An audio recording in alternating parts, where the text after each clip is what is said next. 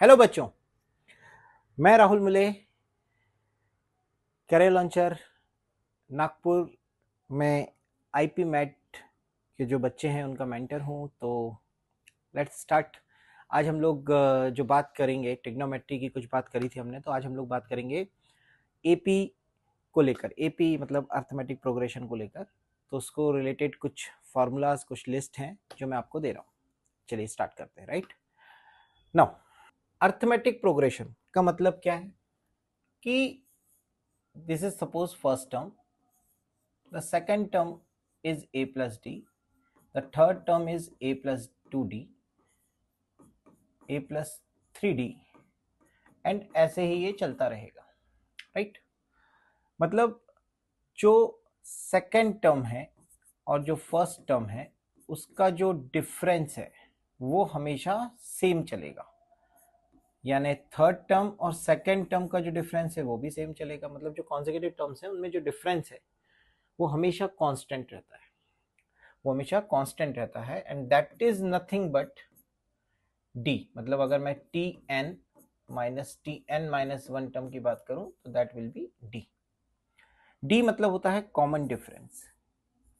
Common difference जो है वो हमारा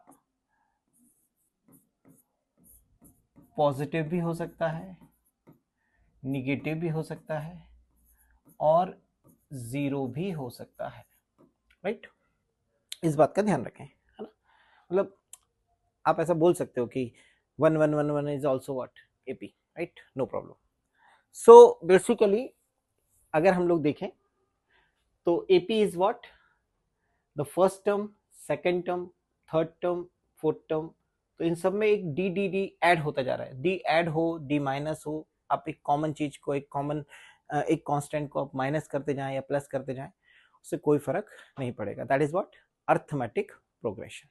राइट अब अगर मैं बोलूं कि this is the first term, तो ये कौन सा टर्म है? ये सेकेंड टर्म है। ये कौन सा टर्म है? थर्ड टर्म है। ये कौन सा टर्म है? फोर्थ टर्म है। तो ध्यान से देखिए, जब फोर्थ टर्म आ रहा है तो यहां क्या आ रहा है? 3। जब थर्ड टर्म आ रहा है तो यहां क्या आ रहा है? 2। तो अगर मैं बोलूं कि इसका nth टर्म क्या होगा, तो आप बोलेंगे a plus n minus one times of d। Now this is the nth term of given AP। तो सबसे पहला फॉर्मूला अगर हम लोग देखें तो यही हमारे पास आएगा, and that is what nth term. तो nth term is what tn is equals to a plus n minus 1 times of d. Now this is the nth term, right? अब अगली चीज जो आती है वो आती है sum of AP. Sum of AP, sum क्या होगा एपी का? तो जो सम होता है एपी का n नंबर ऑफ टर्म्स का, वो होता है n/2 first term plus last term. Okay, last term means क्या? अगर ये इनफाइनाइट है सीरीज तो फिर उसका लास्ट टर्म तो नहीं होगा, लेकिन अगर कोई फाइनाइट सीरीज है तो उसका जो एक्चुअली में हम जिसको nth टर्म बोल रहे हैं, हम बोल सकते हैं this is the last term. तो last term is nothing but, for example this is nothing but the last term. Right so अगर मैं l की जगह ये वैल्यू रख दूं a plus n minus 1 times of d, so finally I got क्या? a plus a is 2a। तो एक और फॉर्मूला जो इसका बनेगा वो बनेगा n/2 2a plus n minus 1 times of d। Now ये दो फॉर्मूले होते हैं हमारे पास किसके? Sum of AP, sum of n terms on n terms in AP. Right तो ये सम हो गया, ये nth टर्म हो गया, ये सीरीज के बारे में बात कर ली हमने। अब क्या आ सकता है? और तो अब आता है बात कि सिलेक्शन ऑफ टर्म्स कैसे करेंगे हम। सिलेक्शन ऑफ टर्म्स, तो अगर मेरे को 3 टर्म्स का सिलेक्शन करना है, 3 टर्म्स, 3 टर्म्स, तो मैं कैसे लूंगा? a, इधर लूंगा मैं a प्लस डी, तो इधर लूंगा मैं a माइनस डी। राइट अब अगर मुझे 5 टर्म लेने हैं तो क्या होंगे? Same a plus D, a minus D, इधर एक बढ़ाएंगे a प्लस 2d, इधर एक माइनस करना पड़ेगा, तो that will B a minus 2d.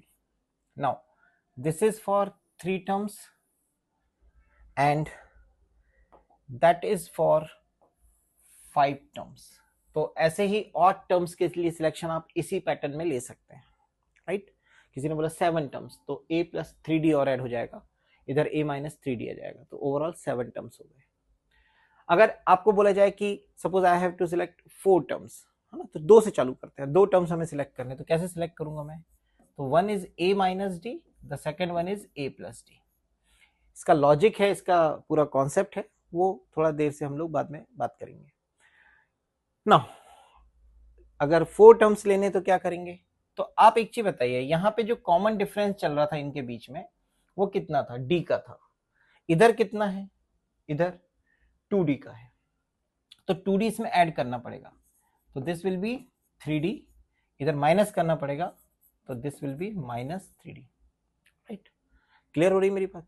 तो ये 4 टर्म्स हो गए. तो ऐसे ही अगर आपको कभी बोला जाए 6 टर्म्स, 7 टर्म्स, तो आप 6 टर्म्स, 8 टर्म्स, तो आप इजीली इसी पैटर्न पे जा सकते हैं.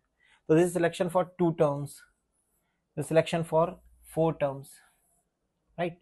तो 4 टर्म्स के लिए सिलेक्शन ये वाला है, 2 टर्म्स के लिए ये वाला है, 3 टर्म्स के लिए ये वाला है, और 5 टर्म्स के लिए ये वाला है. सो आई होप आपको ऑड टर्म्स और इवन टर्म्स जो हैं उनमें पैटर्न समझ में आ गया होगा. तो कैसे सिलेक्शन करना रहेगा नंबर ऑफ टर्म्स का, आई होप वो क्लियर है. ये बात जो मैंने बताई ये भी क्लियर हो गई होगी. सो आपको आई थिंक ये जो बेसिक वीडियो है अर्थमेटिक प्रोग्रेशन का, वो आई होप आपको समझ में आया होगा. So thank you, all the best.